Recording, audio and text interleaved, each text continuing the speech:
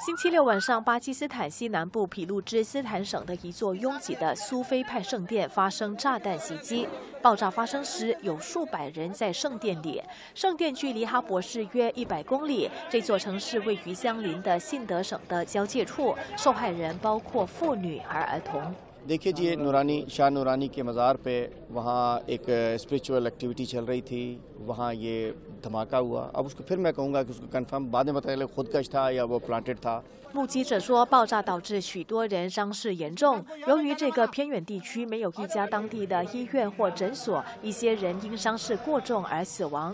救援小组花了几个小时才抵达现场，一些游客用自己的汽车运送伤者到医院。之后，伤者家属聚集在当地一家医院，等待家人的消息。他们都非常焦急。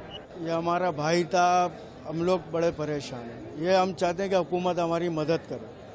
अब ये जो वहाँ जा रहे हैं नूरानी पे भी हमारे 2 बंदे गए हुए हैं, मगर वहाँ से कुछ पता नहीं चल रहा बंदों का।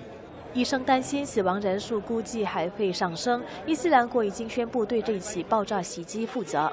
每个星期六和星期天都有数以百计的苏菲派教徒聚集在圣殿举行特别的仪式，妇女儿童会通过跳舞向埋葬在那里的苏菲派圣徒致意。